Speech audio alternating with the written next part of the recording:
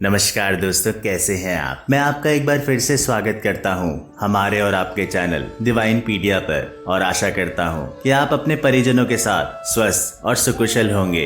दोस्तों आइए शुरू करते हैं आज का सफर। दोस्तों, मृत्यु हमारे जीवन का सबसे बड़ा सत्य है। जो आया है उसे जाना ही है, लेकिन क्या आप ये जानते हैं कि एक इंसान की आत्मा मरने के बाद 13 दिनों तक क्या क्या करती है। जी हाँ दोस्तों, इस वीडियो में हम आपको इसी बात का ज्ञान देने जा रहे हैं।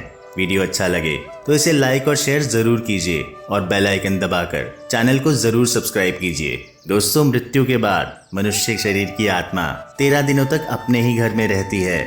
गरुड़ पुराण में मृत्यु से जुड़े संस्कारों को लेकर कई नियम भी बताए गए हैं, जिनका पालन करने से मृतक की आत्मा को शांति मिलती है और उसे एक अच्छी गति मिलती है।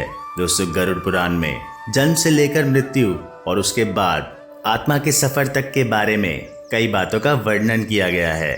ये ऐसे रहस्यों से पर्दा उठाता है जिनके बारे में जानने की जिज्ञासा कई लोगों के मन में रहती है। यही नहीं दोस्तों, पूर्वजों के आशीर्वाद से व्यक्ति का परिवार खूब तरक्की सुख समृद्धि पाता है।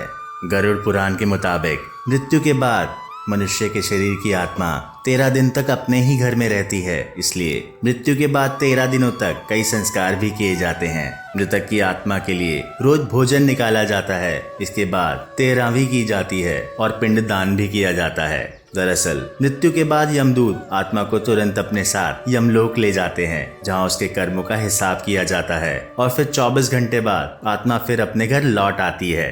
दोस्तों, इसके पीछे की वजह उसका अपने परिवार के प्रति मोह होता है। यहाँ आत्मा अपने परिजनों के बीच भटकती रहती है और उन्हें पुकारती रहती है, लेकिन परिजन जब उनकी आवाज नहीं सुन पाते हैं तो वह बेचैन हो जाती है, क्योंकि उसके शरीर का भी अंतिम संस्कार हो चुका होता है। लिहाजा वह अपने पुराने शरीर में भी प्रवेश नहीं कर पाती है। इस दौरान आत्मा इतनी कमजोर हो जाती है कि वह कहीं भी यात्रा करने में असमर्थ रहती है। दोस्तों, परिजन पिंडदान कर 13वें के दिन जरूरी संस्कार करते हैं, जिससे आत्मा को बल मिलता है और वह यमलोक की यात्रा करती है। इतना ही नहीं, पिंडदान के समय दिया गया भोजन आत्मा को 1 साल तक शक्ति देता रहता है। इसलिए पिंडदान बेहद ही जरूरी माना गया है। वहीं जिन आत्माओं के लिए पिंडदान नहीं किया जाता है, उन्हें यमदूत 13वें दिन जबरदस्ती घसीटते हुए यमलोक की ओर ले जाते हैं। इससे मृतक व्यक्ति की आत्मा को बेहद कष्ट उठाने पड़ते हैं। वहीं जिन लोगों के कर्म खराब होते हैं, उनकी आत्मा को भी दोस्तों बहुत कष्ट होता है। इसलिए कहते हैं कि अपने कर्मों को हमेशा ही अच्छा रखिए, सुशील रखिए, सबका भला कीजिए, धार्मिक विचार रखिए, ताकि अंत समय में आत्मा को शांति मिले।